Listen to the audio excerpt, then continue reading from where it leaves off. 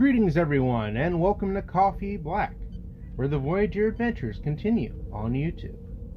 I'm your host, Captain G, and this is the channel where we talk anything and everything Star Trek Voyager related, including reviews, news, and more.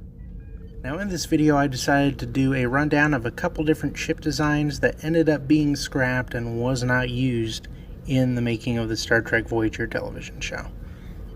Now, the design of the USS Voyager was made by a man by the name of Rick Sternbach. It was actually decided by producer Jerry Taylor that Voyager should be a sleeker and smaller ship comparable to the Enterprise D. Sternbach ended up creating several different designs for what the Voyager ship would look like, and by Phase 2 he had something that was actually pretty close in resembling what we eventually got on the show. He eventually decided to shorten the nacelles and round out the sharp edges, and then we got the USS Voyager that we all know and love today.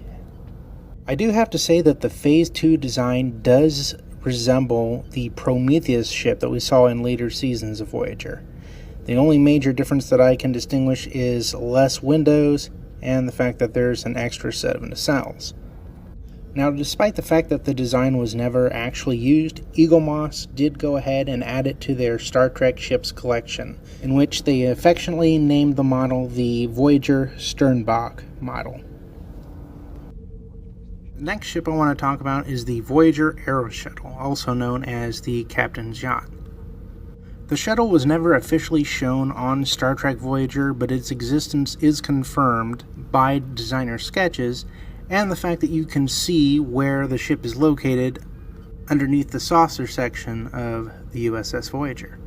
On a personal note, I always thought that location on the ship looked interesting, almost like it was the shape of another ship, so it's kind of cool to know years later that originally there was meant to be a ship there.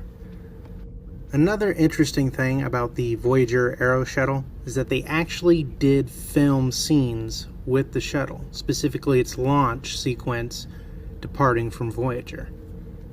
According to the producers, they would have used the sets that they used on Deep Space Nine for their runabouts for this particular spacecraft as a way to save money on production. Eventually, the powers that be decided that they were going to scrap the use of the Aeroshuttle because they didn't want to outshine the use of a similar vessel in the upcoming movie Star Trek Insurrection. In Insurrection, the Enterprise E had its own captain's yacht. Personally, I didn't think the specific scene in Insurrection was that incredible or memorable, so it's unfortunate that that was the reason why they decided not to use the Aeroshuttle on Voyager. That being said, we did get the Delta Flyer, so that was a nice addition to the show. But to be honest, I can't help but wonder how different the show would have been if they had already had a secondary vessel to help them on their missions. But now I'm curious what you guys think. Do you think the Aeroshuttle should have been used, or do you prefer the Delta Flyer, and are you happy with how things turned out? Drop a comment in the comments below and let me know.